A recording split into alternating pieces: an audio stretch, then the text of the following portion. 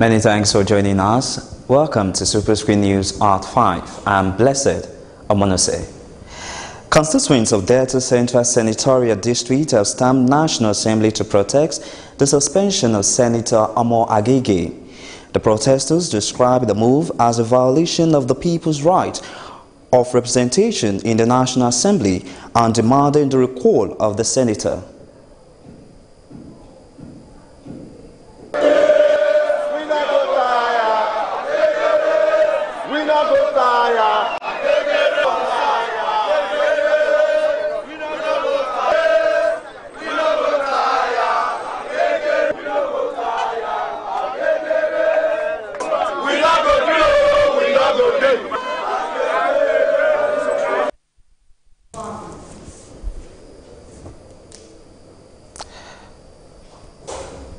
Others protesters likened Omo Agege's suspension to an attempt to silence Urobo and Delta Central Senatorial from the discourse of Nigeria. The Senate has no constitutional powers to suspend or nullify a senator's election to represent his people. In our numbers, to register our displeasure, our frustration, and our anger at what we perceive is a calculated attempt to put down Urobo, to silence Urobo from the discourse of Nigeria. They urge the Senate to look deeply into the matter and profile solution to make the matter due time. The Senate has adjourned plenary over the arrest and detention of Senator Dino Melaye by the Nigerian police. The lawmakers took turns at the Wednesday plenary to condemn the police for what they termed as inhuman treatment of Melaye by security operatives. A sitting and a serving senator handled like just a common criminal on the street that way, that is condemnable and is condemned. And I speak here from my heart, and for him and for all of us here, that we have to defend democracy. And I have the rights, the rights of common people in this way must be upheld. Mr. President, I frown at the way Dino was arrested. Dino comes to the National Assembly virtually every day. I don't know why the police had to wait till he goes to the airport to go and perform official duty. He was arrested, embarrassed, and put in a truck and taken to SAS, where common criminals like armed robbers are being put. That is where they intended to take him. Senate President Bukola Saraki told lawmakers he has sent a delegation to the National Hospital Abuja, where Melaye is being treated under the watch of policemen. If you see the number of policemen, about 100 policemen in the hospital, it's uncalled for. If we have this strength in the police that we can dedicate about 100 policemen to one person on allegation, why can't we move those policemen to Zamfara or to Benue, where killings are taking place every day? So if we don't fight for injustice, we are killing our democracy, because I feel this one is not right and we have to condemn it. If we are talking about a particular issue, we should stay with it. But when we begin to bring a government that a lot of people also supported to be here, to use whatever happened as to implicate the government, I think, I think I'm against that. We should face the issue. I'm not in support of what happened to Dino. And immediately that Omo Agege has been led away by police, you will know that the sanctity of this place has been invaded upon. And if anybody will be taken away, it has set an example. This Senate and this Parliament must stand firm and speak the truth. Because you will not be judged by the favors you think you will get today. You will not be judged by the promises that is made to you. You'll be judged by which position did you take when democracy is being attacked. I said this is a difficult moment for people to speak the truth. The emphasis now should be, what can we do as colleagues to get him out of this present predicament that he's in. The outpouring of confrontational language does not help us in this situation, does not help him. Here we are in the comfort of this chamber and with the immunity that we enjoy in this chamber to say the things that have been said. It does not help his situation now. They also summoned the Inspector General of Police, Ibrahim Idris, to plenary on Thursday to explain the circumstances surrounding the police operation, after which plenary was adjourned following a voice vote. For the second day running, gunmen attacked villages, killing 13 people in Benue State. You will recall that on Tuesday, 19 people, including 2 priests, were killed in 2 attacks in Okun Mbalon, Kwa local government area of Benue State, with first attack coming at dawn during a Catholic mass, the second during a burial. Yesterday's attack took place at Tes Mwanga in Mbamwan Council Ward and Mbase in Shagworth in Goma local government area, where 13 people were killed. In another development, 7 people were killed in Imwan village in our local government area of Nasarawa State. Killings have been rampant in the area in the last 2 months. A cross-section of the villagers confirmed that the attack and said people were killed. A survivor who pleaded anonymity said that attackers were armed with sophisticated weapons and they shoot at every door while it was raining, killing many who tried to escape. The Christian Association of Nigeria (CAN) has directed its members to organize protests on their church's premises on Sunday over the killings of 2 Catholic priests and 17 other worshippers in Benue State. CAN, some individuals and groups have accused President Buhari's administration and security challenge agencies of not doing enough to stop killings by herdsmen.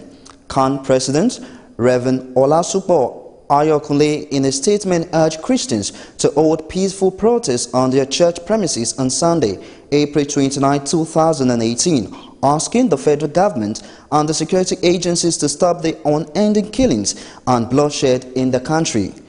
Ayokunle also called on the heads of security agencies to wake up to their constitutional role of protecting lives and property.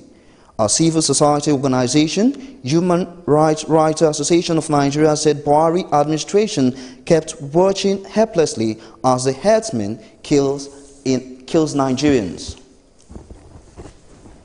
Following recent killings in Finima, Boni local government area of Rivers State, chairman of Adoni Council of Traditional Rulers, Aaron Ikuro, alleged that 5 people were killed, while several others are still missing after the attack.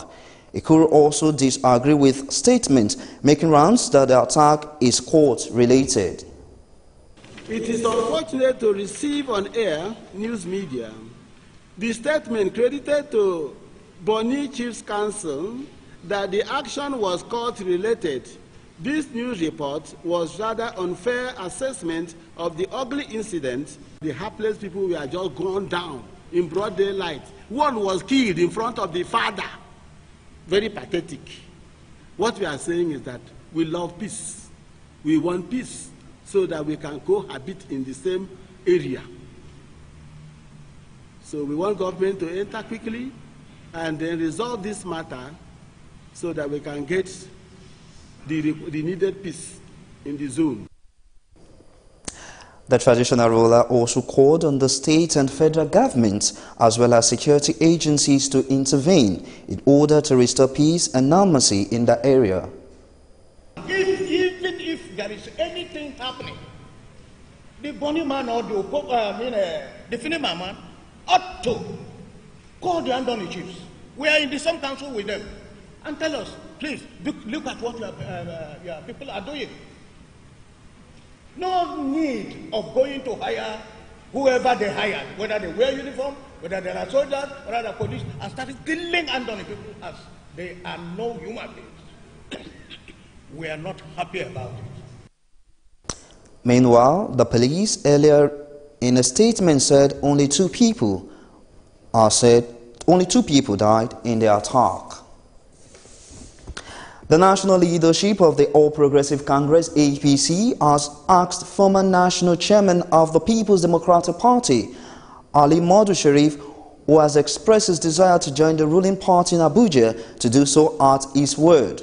Sharif was scheduled to storm the national headquarters of the party in Abuja by noon on Thursday with his supporters, where he would have declared for the party. He was billed to be received by the national chairman of the APC, Chief John Odige Onyegu, and all the members of the party's National Working Committee. However, it was observed that none of the national officers of the party was on ground to receive the former governor of Borno State. However, a three-paragraph statement was issued by the National Publicity Secretary of the ruling party, Malam Bolaji Abdullahi, in which he directed Ahmadu Sharif to join the party in his word.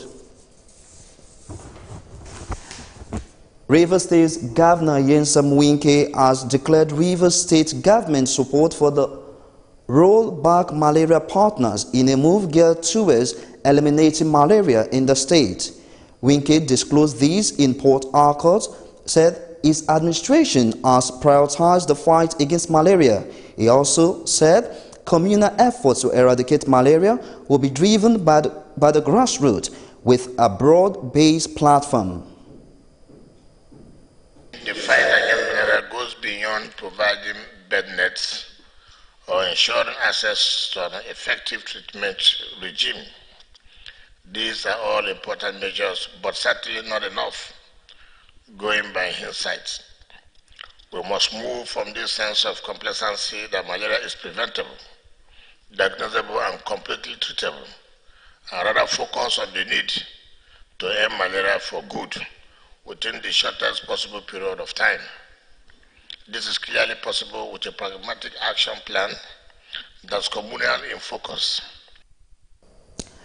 State Commissioner for Health, Professor Princeville Chike, stated that Rivers State has one of the lowest prevalence of malaria in the country, a view supported by the representative of the World Health Organization, Wale Famiyesi, who maintained that the need for total elimination of malaria is paramount for the safety of the people.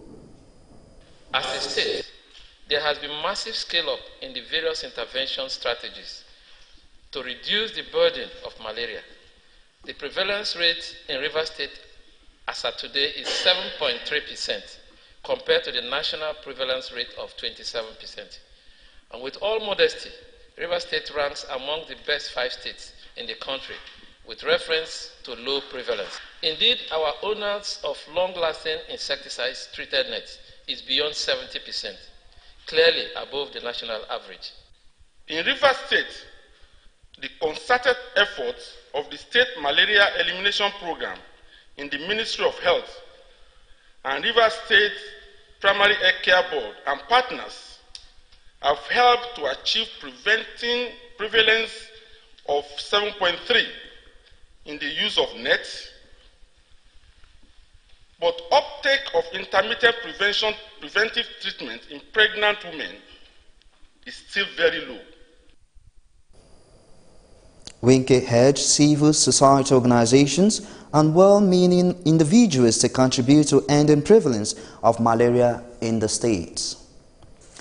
Pioneer Chairman of the National Youth Service Corps, NYSC, and politician Professor Adebayo Adedeji is dead.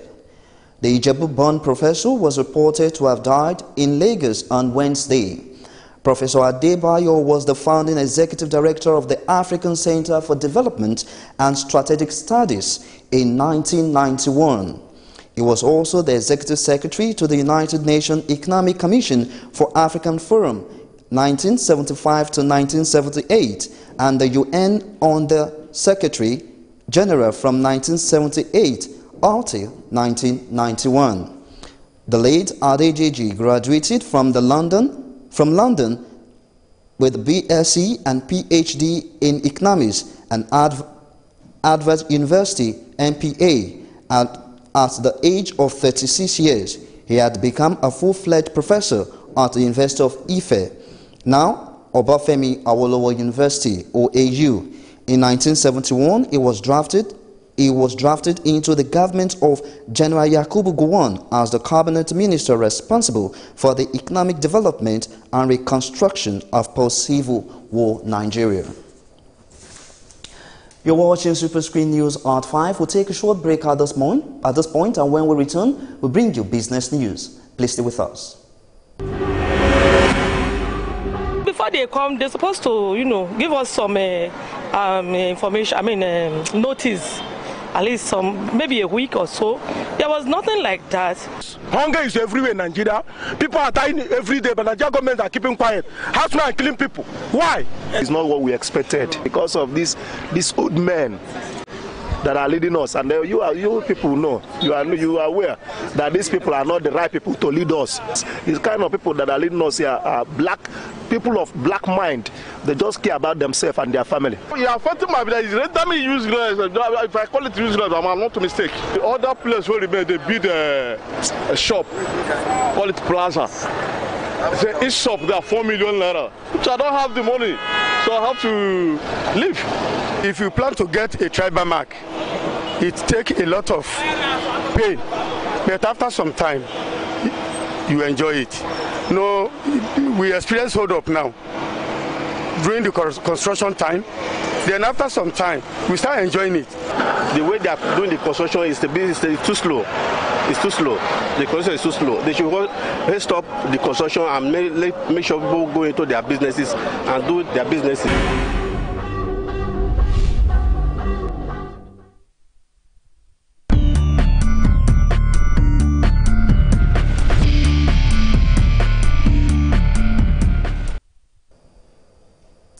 Welcome back, and now to some business stories. For the second consecutive month, the Federal Accounts Allocation Committee (FAAC) meeting, which was scheduled to hold on Wednesday, was postponed due to revenue discrepancy. The committee had on Tuesday held the technical section where revenue-generating agencies made submissions on revenue generated and paid into the Federation account. Commissioners for Finance from the 36 states arrived at the venue of the plenary are scheduled only to realize that the meeting had been put on hold due to what was cited as revenue discrepancy by the Nigerian National Petroleum Corporation. Chairman, Forum of Finance Commissioners of FAAC, Mahmoud Yanusa, also who disclosed the postponement to journalists, described the development as an unfortunate one. Yanusa stated that the inability of the corporation to generate and remit accurate revenue to the Federation account is a major cause for concern, and has also confirmed that a meeting has been scheduled between the NNPC and the state governors. The Federal Executive Council (FEC) has approved 64.108 billion naira for additional work on 43 kilometers part of Section 1 of the Lagos-Ibadan Expressway. Minister of Power, Works and Housing, Babatunde Fashola, who spoke with reporters after the FEC meeting chaired by President Muhammadu Buhari at the Presidential Villa, Abuja, confirmed that the fund is part of the 68.8 billion naira approved for road projects. Fashola also said the new approval is to accommodate the changing factors occurring on the project and also to modify the bitumen for the road to withstand heavy vehicles. He also disclosed that 4.5 billion naira was approved for the Somala Falafa Bini Bako Bauchi Road linking Bauchi and Kano State. In addition, Senior Special Assistant to the President on Media and Publicity, Garba Shehu, disclosed to journalists that 10 billion naira was also approved to fight erosion in different parts of the country.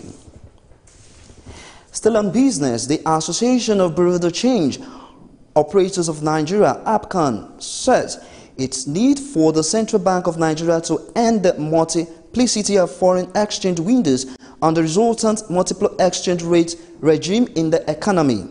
APCON said it has concluded plans to launch the NigerBDC.com a platform designed to provide credible and up-to-date foreign exchange rate to the public. According to the first edition of the quarterly economic review of the association, the website is expected to be launched during the second quarter of this year. APCAN is concerned about the multiplicity of foreign exchange windows operated by the CBN and the resultant multiple exchange rate regime in the economy. The association also said there is need to begin the process of integrating the BDCs into the FBN investors and exporters fixed window. The Lagos State government says the state received over $43 billion worth of investment proposal in the last 3 years. Special Advisor, Office of Overseas Affairs and Investment, Professor Ademola Abbas, disclosed this in Alausa during an agency ministerial briefing to mark the 3rd year in office of Governor Akinwumi Ambode. Abbas listed areas investors showed interest to include transportation, health, food security, power, housing, manufacturing and tourism, among others. According to him, the agency also helped assisting investors by providing aftercare services and ensuring the provision of necessary business support service. Abbas also said it performed general duties which focus mainly on facilitating visa procurement for visiting foreign dignitaries as well as state officials traveling abroad for official duties. He said that the campaign was a multifaceted initiative aimed at using various cutting-edge strategies tools in projecting and effectively communicating the investment opportunity in the state to the world. You're still watching Superscreen News at 5. We'll take another short break, and when we return, we'll bring you foreign and sport news. Stay with us.